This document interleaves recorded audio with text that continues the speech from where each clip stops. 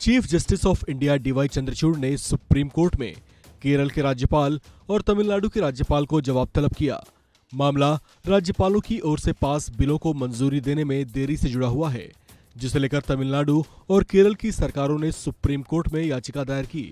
उन याचिकाओं में कहा गया था कि बिना किसी ठोस कारण के राज्यपाल विधानसभा से पास बिलों को अपने पास रोककर रखते हैं, जिस पर सुप्रीम कोर्ट में सीजेआई डीवाई चंद्रचूड़ के नेतृत्व वाली 3 जजों की बेंच ने 2 राज्यों की राज्य सरकार और उनके राज्यपाल के बीच चले आ रहे विवाद पर बहस के दौरान बेहद सख्त टिप्पणियां भी की। सोमवार को तमिलनाडु सरकार की ओर से दायर याचिका पर सुनवाई करते हुए सीजेआई चंद्रचूड़ ने जनवरी 2020 से तमिलनाडु के राज्यपाल आर.एन. रवि के पास लंबित पड़े पास बिलों को लेकर सवाल किया। सुप्रीम कोर्ट ने राज्यपाल की ओर से हुई इस देरी पर सवाल उठाते हुए कहा कि गवर्नर की ऐसी निष्क्रियता बेहद चिंता का विषय है।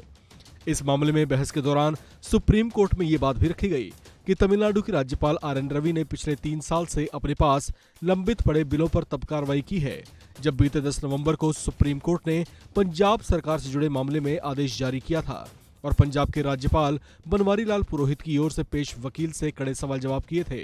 उस मामले के बाद अचानक तमिलनाडु के राज्यपाल आर.एन. रवि को भी याद आया कि उनके पास भी तमिलनाडु विधानसभा से पास पड़े बिल 3 साल से अटके हुए हैं। सुप्रीम कोर्ट ने इस बात पर चिंता जाहिर की कि ये बिल 2020 से लंबित पड़े थे, तो फिर राज्यपाल 3 साल से क्या कर रहे थे। अदालत ने उनसे सख्त लहजे में पूछा कि उन्हें पार्टी के सुप्रीम कोर्ट तक जाने का इंतजार क्यों करना पड़ा। सुप्रीम कोर्ट की इस तल्ख टिप्पणी पर अटॉर्नी जनरल आर वेंकटरमणी ने कोर्ट में ये दलील पेश की कि राज्य के मौजूदा राज्यपाल ने दिसंबर 2021 में ही पदभार संभाला था। उनकी ऐसी दलील पर सुप्रीम कोर्ट की बेंच ने कहा कि मुद्दा ये नहीं है कि किसी राज्यपाल ने पदभार कब संभाला, बल्कि सवाल तो ये है कि संवैधानिक कार्यों में देरी क्यों हुई। इसके साथ साथ कोर्ट ने यह भी कहा कि राज्यपाल ने 10 विधेयकों को रोके रखा, जो अपने आप में बेहद चिंता का विषय है। पंजाब वाले इसी तरह के मामले में हुई सुनवाई के दौरान भी चीफ जस्टिस ऑफ इंडिया ने कहा था कि राज्यपालों को संबंधित मामलों के सुप्रीम कोर्ट तक आने से पहले ही कार्रवाई करनी चाहिए।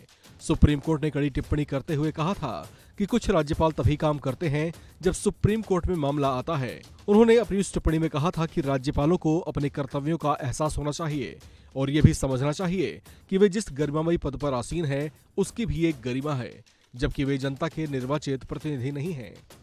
इस खबर में फिलहाल इतना ही। बाकी अपडेट्स के लिए आप बने रहिए वन इंडिया हिंदी के साथ।